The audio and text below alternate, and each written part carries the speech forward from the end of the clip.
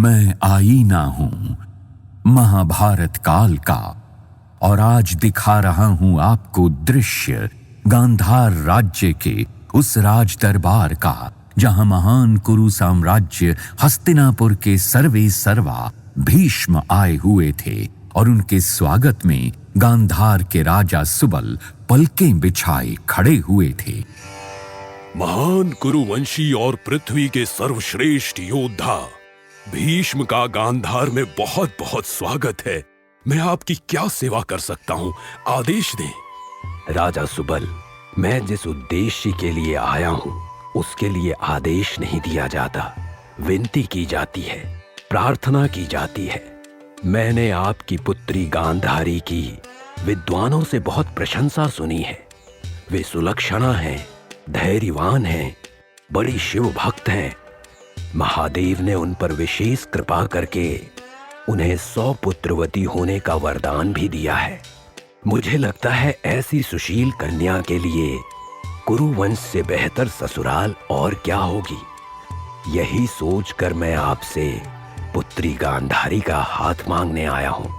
राजा सुबल को लगा भीष्म शायद गांधारी के लिए हस्तिनापुर नरेश पांडु का विवाह प्रस्ताव लाए हैं, क्योंकि वे हस्तिनापुर के राजा होते हुए भी अभी अविवाहित थे। ऐसा सोचकर वे बड़े प्रसन्न हो गए। मेरी पुत्री हस्तिनापुर की महारानी बनेगी, उसके ऐसे सौभाग्य की मैंने कल्पना भी नहीं की थी। क्षमा करें राजन, मैं पांडु का नहीं, उनके बड़े भाई धृतराष्ट्र के विवाह का प्रस्ताव लेकर उपस्थित हुआ हूं। ये बात सुनकर राजा सुबल के चेहरे का रंग उड़ गया। मगर मैंने सुना है धृतराष्ट्र के जन्म से ही नेत्र नहीं है। आपकी पुत्री के तो है ना, वो धृतराष्ट्र की आंखें बनकर रहेगी। धृतराष्ट्र गांधारी की आंखों से दुनिया देखेंगे। वैसे भी पति पत्नी एक दूसरे के पूरक होते हैं। मुझे नहीं लगता आपको इस छोटी सी बात से कोई आपत्ति होगी। राजा सुबल भीष्म की शक्ति जानते थे। उन्हें पता था कि उनका प्रस्ताव ठुकराने का अर्थ है गांधारी के लिए सर्वनाश का निमंत्रण। काशी नरेश के साथ जो हुआ था वो सबने देखा था, मगर राजा सुबल अपनी पुत्री का भाग्य एक नेत्रहीन के हाथों नहीं सौंपना चाहते थे। गांधार नरेश को असमंजस में पड़ा देख भीष्म ने उनसे कहा, मुझे लग रहा है आप किसी दुविधा में हैं। आप ऐसा कीजिए, पुत्री गांधारी को सारी स्थिति समझाकर उनसे ही निर्णय लेने को कहिए। मुझे उसकी बुद्धिमत्ता पर पूरा भरोसा है। वो जो निर्णय लेंगी वो मुझे मान्य होगा। राजा सुबल भीष्म के कहे अनुसार गांधारी के कक्ष में गए और उन्हें सारी बात बताई। पिता की बात सुनकर गांधारी कुछ पलों के लिए मौन हो गई और फिर पूरी दृढ़ता से बोली, मैं इस विवाह के लिए तैयार हूँ पिताजी, आप स्वीकृति दे दीजिए। गांधारी, ये कैसा निर्णय है तुम्हारा? तुम्हें पता भी है धृतराष्ट्र? जानती हूँ पिताजी, मगर मैं ये भी जानती हूँ कि अगर मैंने इस विवाह को मना किया तो गांधार का क्या हश्र होगा। मेरा विवाह तो राजकुमार धृतराष्ट्र से उसी दिन होना निश्चित हो गया था जिस दिन भीष्म ने ऐसा सोचा था। अब तो मात्र औपचारिकताएं ही बची हैं। मैं तुम्हारी खुशियों का यूं बलिदान नहीं दे सकता। बलिदान कैसा पिताजी? जब क्षत्रिय अपने राष्ट्र की सुरक्षा के लिए हंसते हंसते प्राण दे देते हैं तो क्या क्षत्राणी एक विवाह भी नहीं कर सकती? मैं वहां ये सोचकर प्रसन्न रहूंगी कि गांधार सुरक्षित है। उस दिन मैंने महसूस किया कि राजकुमारियों का जीवन बाहर से कितना सुखद और प्रतिष्ठित हो, लेकिन ताकत और राजनीति के खेल में वे बस संपत्ति बनकर रह जाती हैं। भीष्म के दबाव में गांधारी ने नेत्रहीन धृतराष्ट्र से विवाह करना स्वीकार तो कर लिया, लेकिन उसने विरोध स्वरूप एक और निर्णय लिया। उसने उसी समय एक रेशमी लाल पट्टी अपनी आंखों पर बांध ली और प्रतिज्ञा ली। मैं गांधारी प्रतिज्ञा लेती हूँ कि ये पट्टी आजीवन मेरे आंखों पर बंधी रहेगी आज से मैं इस संसार को इन आंखों से नहीं देखूंगी। गांधारी की इस प्रतिज्ञा को सबने उसका पति के प्रति प्रेम और त्याग समझा, मगर मैं जानता हूं ये गांधारी का विरोध था भीष्म के प्रति। वो विवाह को मना नहीं कर सकी, मगर उसने नेत्रहीन धृतराष्ट्र की लाठी बनने से इनकार कर दिया था। गांधारी कुरुवंश की कुलवधू बनकर हस्तिनापुर आ गई।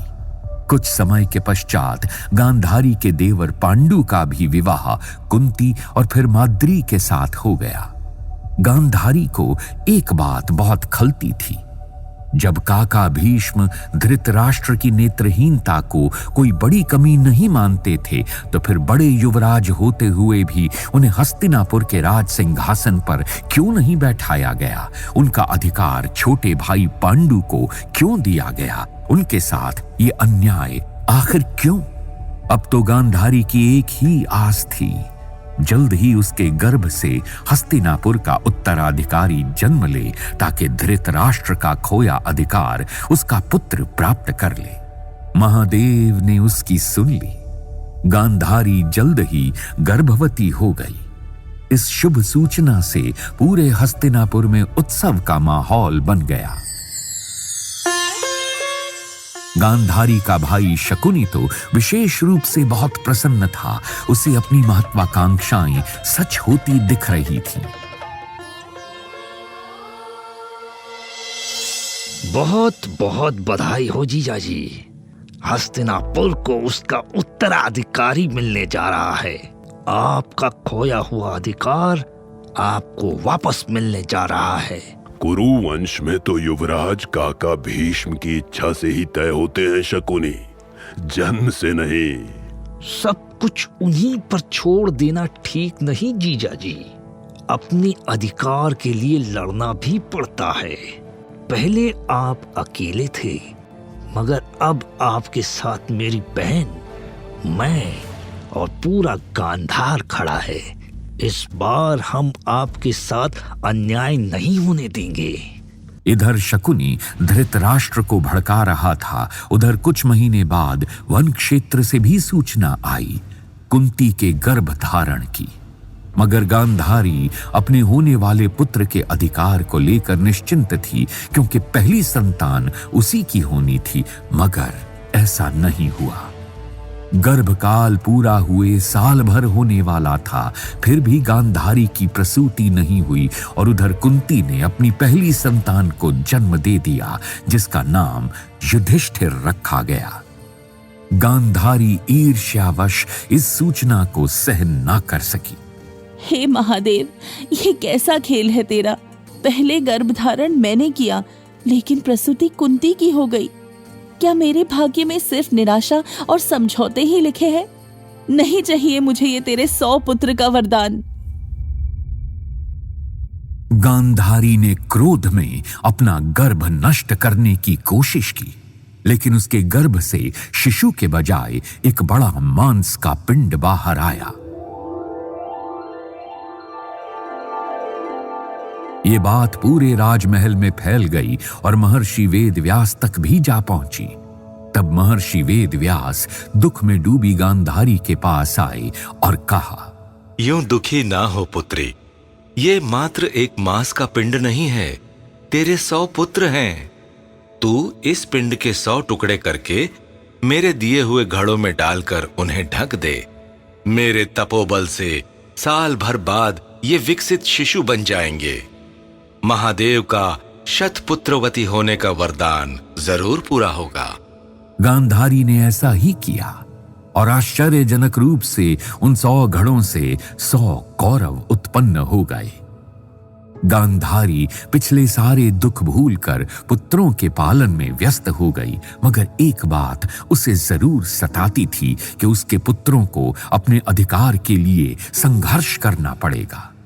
उधर वन में रहते हुए कुंती के 3 पुत्र युधिष्ठिर, भीम, अर्जुन और माद्री के 2 पुत्र नकुल और सहदेव पैदा हुए।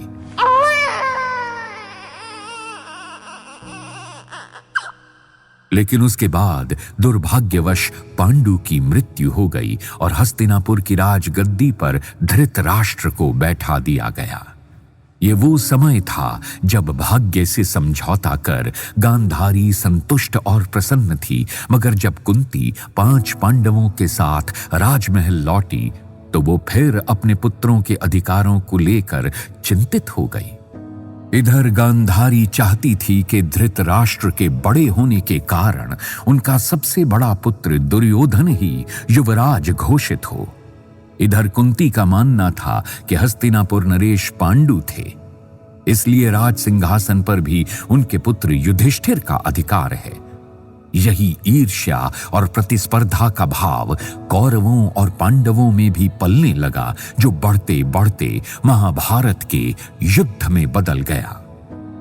जब कौरव और पांडव युद्ध के द्वार पर खड़े थे, तब महारानी गांधारी भीम की प्रतिज्ञा से बहुत विचलित थी कि वो दुर्योधन का अपने हाथों से वध करेगा। इसलिए उसने एक दिन दुर्योधन को अपने कक्ष में बुलाया। पुत्र दुर्योधन, मैंने विवाह से पूर्व ही अपने नेत्रों पर पट्टी बांध ली थी, जिस कारण मेरी दृष्टि में इतनी शक्ति आ गई है कि मैं ये पट्टी उतारकर पहली बार जिस शरीर को देखूंगी वो वज्र जैसा कठोर बन जाएगा। मैं चाहती हूँ कल प्रातः तुम नदी में स्नान करके मेरे पास पूर्णतः निर्वस्त्र आओ और मैं तुम्हें दृष्टिपात दूं, जिससे तुम्हारा शरीर वज्र जैसा बन जाएगा, पूरी तरह सुरक्षित हो जाएगा। फिर भीम तुम्हें मारने की अपनी प्रतिज्ञा पूरी नहीं कर सकेगा और ऐसा न करने पर प्रतिज्ञा के अनुसार अपने प्राण त्याग देगा। जो आज्ञा माता, मैं प्रातः उपस्थित होता हूँ। दुर्योधन सुबह सुबह नदी में स्नान कर निर्वस्त्र ही गांधारी के महल की ओर बढ़ा चला जा रहा था। तभी श्री कृष्ण ने उसका उद्देश्य जानकर उसे रोकते हुए कहा, मित्र दुर्योधन, अब तुम बालक नहीं हो जो इस अवस्था में माता के सामने जा रहे हो। कम से कम अंगवस्त्र तो पहन लो। और जरा ये सोचो, यदि महल में किसी और ने तुम्हें इस अवस्था में देख लिया तो क्या होगा? कैसी कैसी बातें फैलेंगी तुम्हारे बारे में। दुर्योधन को श्री कृष्ण की बात उचित लगी और उसने अंगवस्त्र पहन लिए।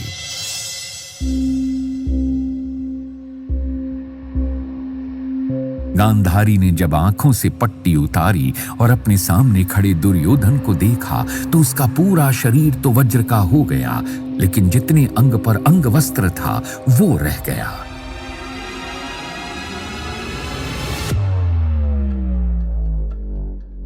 ये देखकर गांधारी चीख पड़ी, ये क्या किया तुमने पुत्र? मेरी एक आज्ञा का पालन नहीं कर सके। भीम को प्रहार करने के लिए एक अंग दे ही दिया।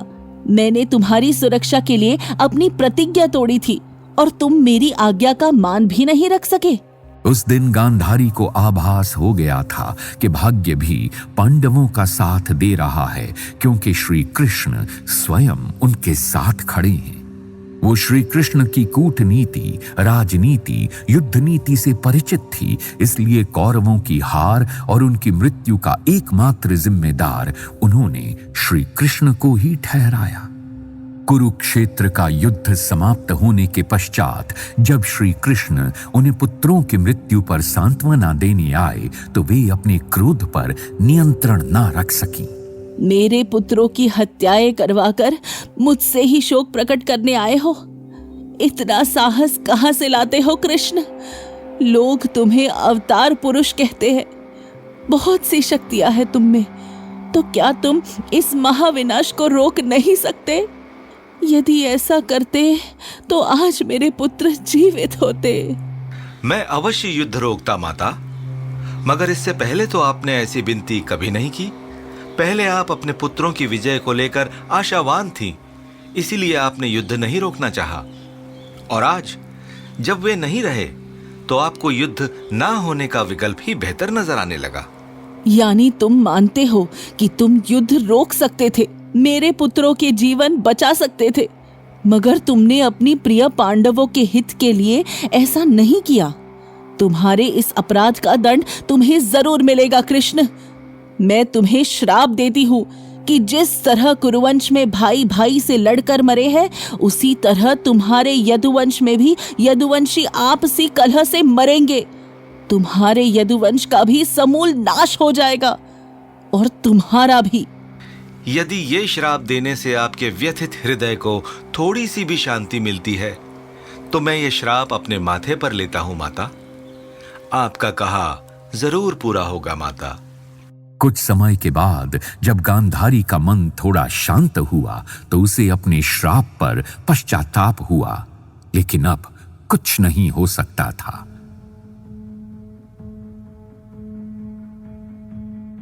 कुछ वर्षों के बाद श्री कृष्ण के यदुवंश का वाकई विनाश हो गया और श्री कृष्ण भी देह त्याग कर अपने लोक चले गए।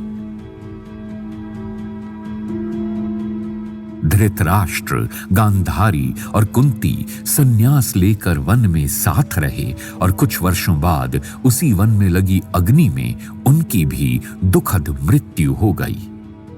गांधारी की जीवन यात्रा देखकर मैं यही सोचता हूं कि स्त्री चाहे कितनी गुणी, ज्ञानी और भक्त हृदय हो, मगर संतान की ममता उसके हर गुण पर भारी पड़ जाती है। संतान के लिए वो उस ईश्वर को भी श्राप दे सकती है जिस ईश्वर से ही वो संतान मांगती है।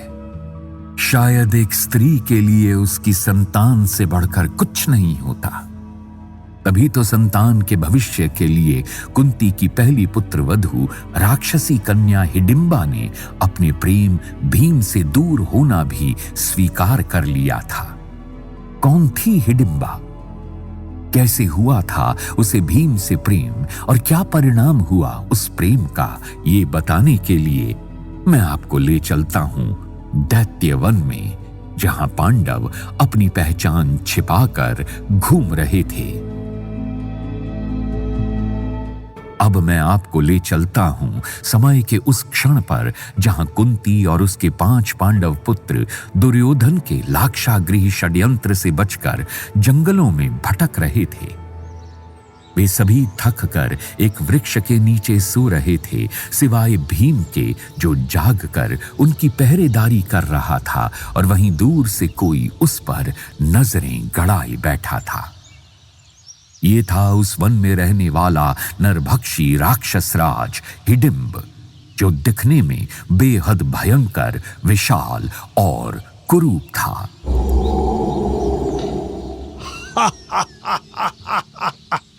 वाह, आज एक साथ इतने सारे मनुष्य मांस की व्यवस्था। बरसों बाद मेरे अच्छे से भूख मिटेगी। हिडिंब ने पास के ही एक वृक्ष पर सोई अपनी छोटी बहन हिडिंबा को आदेश दिया, हिडिंबा, जागो और उन्हें मारकर मेरे लिए लेकर आओ। गहरी नींद में होते हुए भी हिडिंबा उठ खड़ी हुई। अपने क्रोधी, हिंसक, क्रूर भाई का आदेश टालने की हिम्मत उसमें न थी। चलते चलते वो सोच रही थी, क्या मुझे हिडिंब के अत्याचारों और नियंत्रण से मुक्ति मिलेगी? अपनी बहन के साथ भी दासियों जैसा व्यवहार करता है। कभी कभी तो लगता है ये क्रोध में किसी दिन मेरी ही हत्या कर बैठेगा और मुझे खा जाएगा। चलते चलते हिडिंबा पांडवों के निकट जा पहुंची और एक पेड़ की आड़ से पहरा देते हुए भीम को देखने लगी। कौन है ये मनुष्य?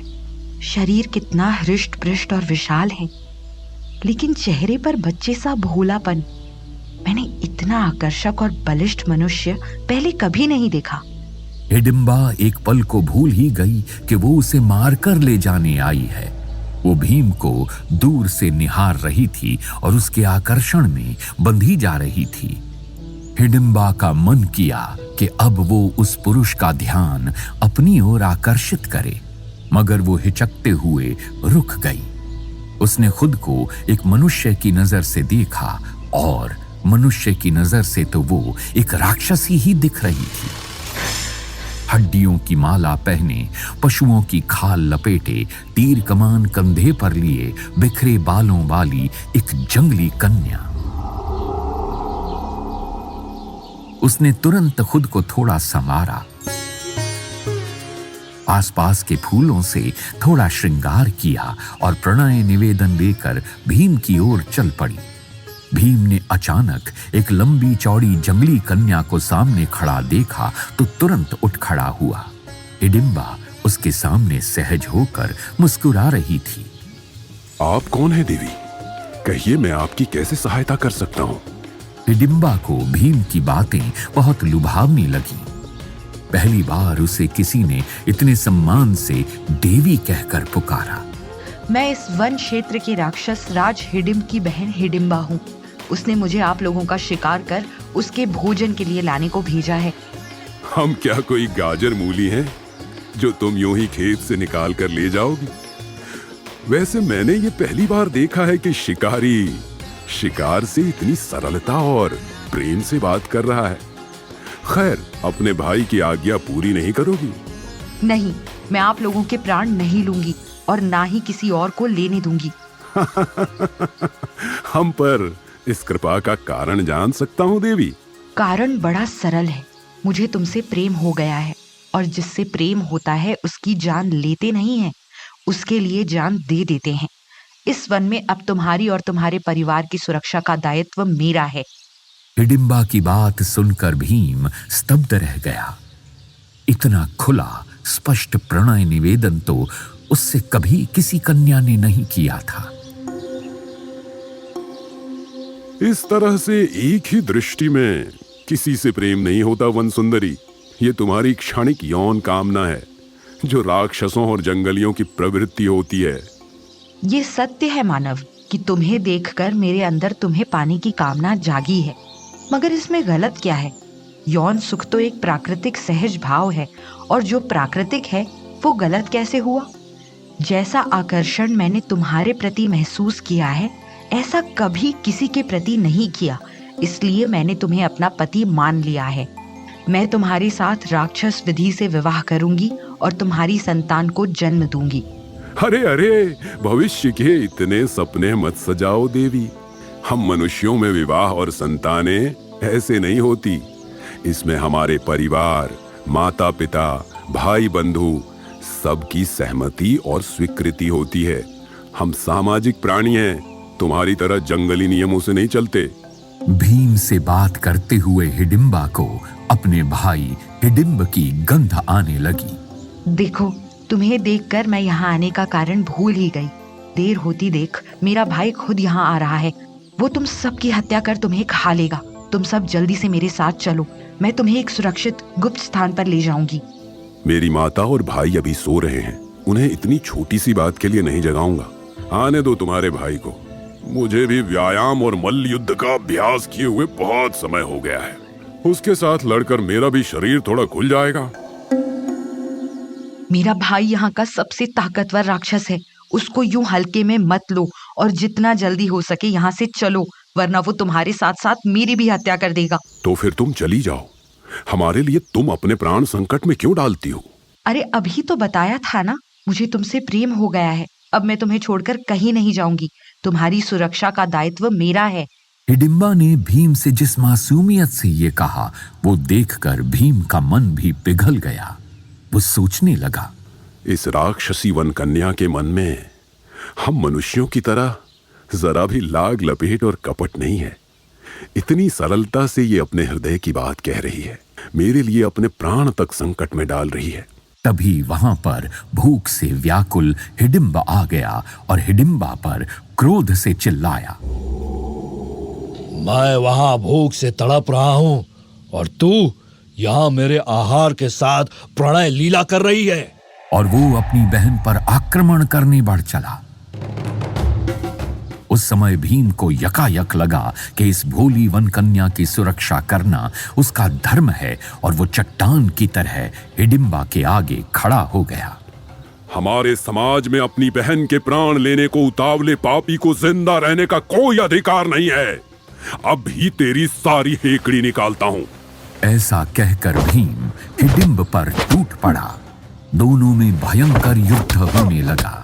हिडिंब महाशक्तिशाली था, मगर भीम भी कोई कम नहीं था। दोनों एक दूसरे पर भारी पड़ रहे थे। उनकी लड़ाई का शोर सुनकर कुंती और बाकी सभी पांडव जाग गए। भीम लड़ते लड़ते चिल्लाया, अर्जुन, माता को लेकर यहाँ से दूर चले जाओ, मैं इसे समाप्त करके आता हूँ।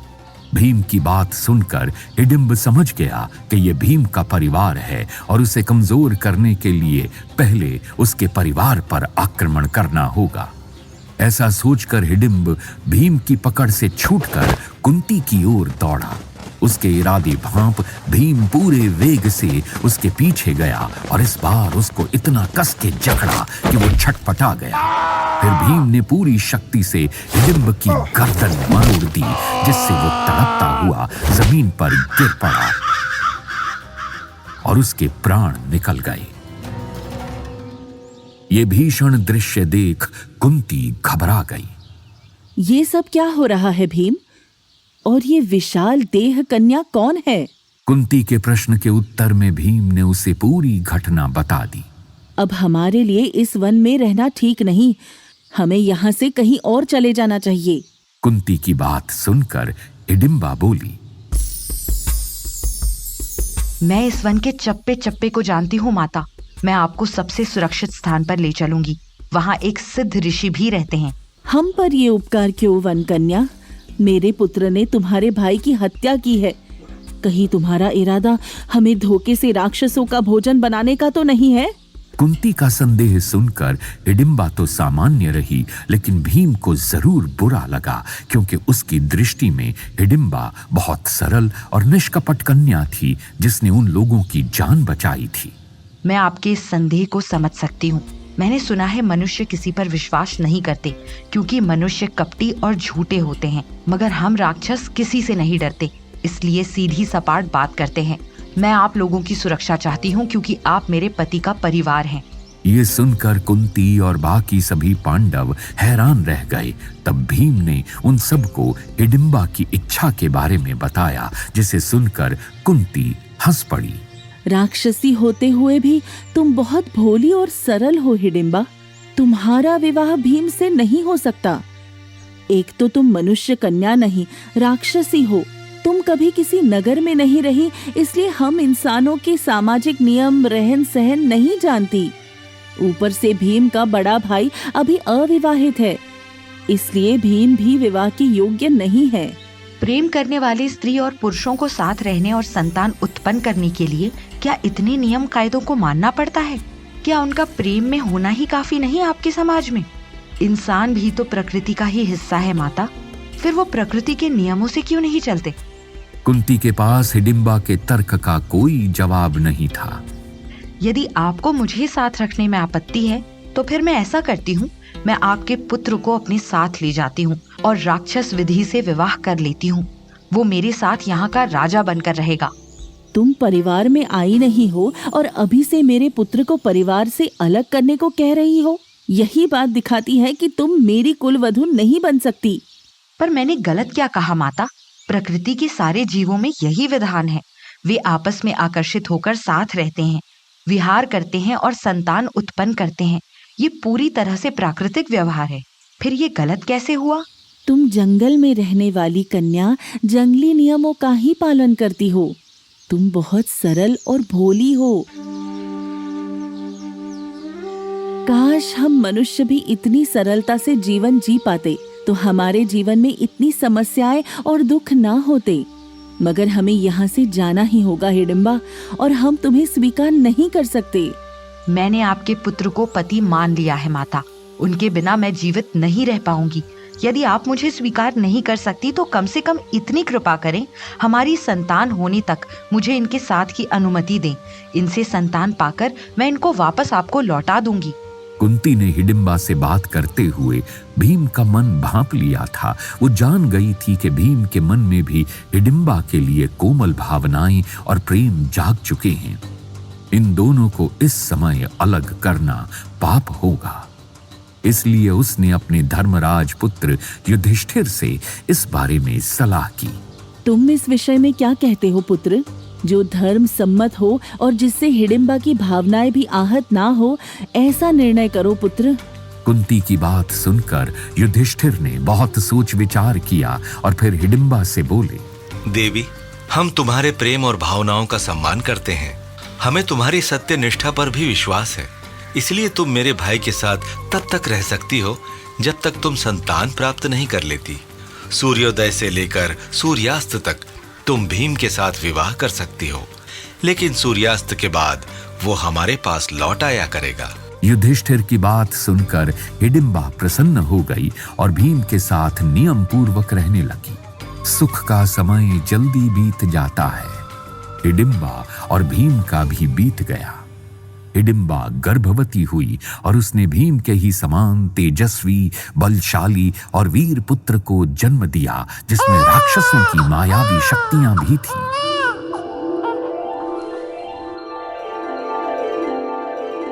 दोनों ने उस पुत्र का नाम रखा घटोत्कच। हिडिंबा से विदा लेते हुए भीम बहुत भावुक था। वो हिडिंबा से बोला, तुम और घटोत्कच मेरे साथ चलो प्रिय, मैं माता को मना लूंगा। मैं आपके साथ नहीं चल सकती स्वामी। आपके समाज में एक राक्षसी संतान को उसका अधिकार और सम्मान नहीं मिलेगा। युवराज होते हुए भी वो हीनता से ही देखा जाएगा। यहाँ जंगलों में वो राक्षसों का राजा बनकर रहेगा। उसका पूरा विकास होगा। मैं उसे श्रेष्ठ योद्धा बनाऊंगी और जरूरत पड़ने पर आपकी सेवा में ले आऊंगी। हिडिंबा को भीम की बात बहुत प्रिय लगी, लेकिन अब वो केवल भीम की पत्नी ही नहीं, घटोत्कच की मां भी थी। स्त्री जब मां बन जाती है तो वो सबसे पहले अपनी संतान का हित देखती है। हिडिंबा ने भीम से जो बात कही वो पूरी भी करके दिखाई। घटोत्कच बड़ा होकर मायावी शक्तियों से संपन्न एक महान योद्धा बना, जो कुरुक्षेत्र के युद्ध के समय पांडवों की तरफ से लड़ने आया था।